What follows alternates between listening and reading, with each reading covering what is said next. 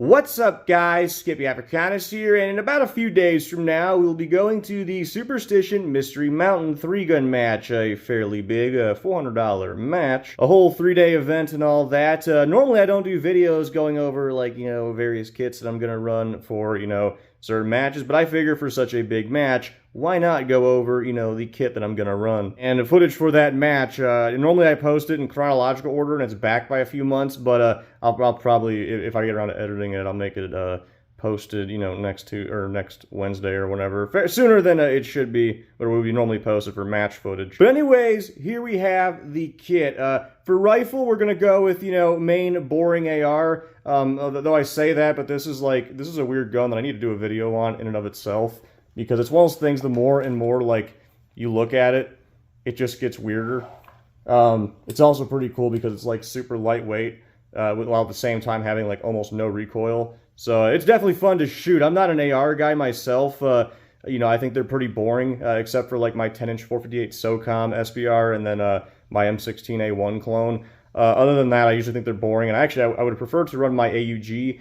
However, the division that I'm in is called Stealth Division, and they have a limit on 30-round mags, and my AUG, I only run 42s in there, and I'm not buying 30-round mags for, a match. So I just said, well, I'll go the next best option, and I'll go with the boring AR. But anyways, going on from there, we have the very not boring Beretta 92X, and as you can see, we now have a Holosun 407C green dot on it. First pistol I have with a green dot, or any dot in general. And I actually just took this one out to Tuesday Night Steel tonight, and I gotta say, this thing shoots very, very well. Again, I'm already new to the kind of 9mm full-size handguns, so the recoil is already, super light, and then you add that dot, and all the lineup sights. Yeah, I had some very interesting results in the Tuesday Night Steel, and of course, we'll be running that for the Superstition Mystery Mountain 3-gun, which, to add to that, I had actually wanted to run, as you guys know, I have 30-rounders for this because of the CX4 Storm and 20-rounder too. I was wanting to run those, but another thing with Stealth Division is I am constrained on, overall length. It's 7 inches from top of gun to bottom. There's also some other lengths that we don't care about for this pistol. But as it currently sits with the dot and with the normal 18-rounder magazines, I'm actually at, I think it was 6.5 or something like that. So if I go to 20 round, it's going to be too long for this. So I guess, unfortunately, we're going to 18 rounds, but that's a lot better than my 9 to 10 round mags for my 45 PX4 that I have been running. And with this, we were running that one holster that I complained about that I had to fix. So far, it hasn't failed me, and yeah, nothing too special about that. And then going from there, pretty cool enough, for my mag holder. Now, this is what I actually always run whenever I do 30s or the 42 rounders for the AUG. I've had this thing since I was 13 doing airsoft with an airsoft AK, and I bought it because it was like $3 or something like that, and I just keep using it for 2 guns, so naturally I'm using it for the big match. And then for ammunition selection, we got this stuff for the 5.5 or 2.23 or whatever.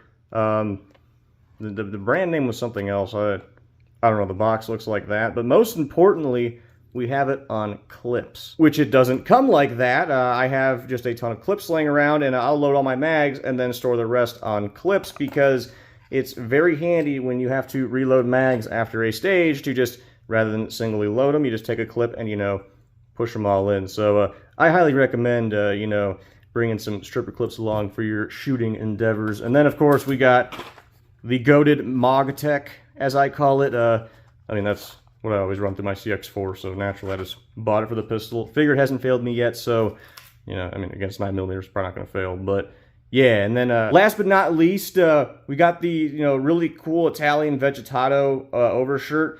That's not because I want a LARP. The reason I wear that is because, aside from when it's cold out and I'll naturally just wear a jacket for a long sleeve, I don't wear long sleeves, and that's to make me remember that I'll remember to wear that versus a normal long sleeve shirt. And I've been to plenty of these matches wearing short sleeves, and it really sucks for your elbows. So yeah, but also I figured, why not go with the Chad, Italian Vegetato. The only thing cooler I think will be, some Chinese Zing Kong. Whenever I feel like spending a pretty penny, that'll be my next one. But yeah, that's That's a deal with the overshirt right there. Now, you may be wondering, well, Skip, it's a 3-gun, and you got 2 guns right there. Where's the shotgun at? They actually have a two-gun division. That's what I'm doing, 2-gun stealth. Unfortunately, it's not 2-gun open, but, it's 2-gun stealth. I was actually going to run 3-gun, but to be honest, I don't shoot shotgun that often, and I just didn't feel like having to, deal with getting slugs and all that, and, yeah, I just didn't feel like doing 3-gun. One of these days, I'll do a 3-gun with a nice Benelli or other superior Italian-made shotgun, of course. But that today, or this Friday, Saturday, Sunday, will not be that day. But anyways, I think that is going to do it for my kit for the big Superstition Mystery Mountain 3-gun. I hope you all enjoyed the video as much as I personally enjoyed making it. And as I mentioned, stay tuned because, of course, match footage will be coming out, I'm thinking, around next Wednesday.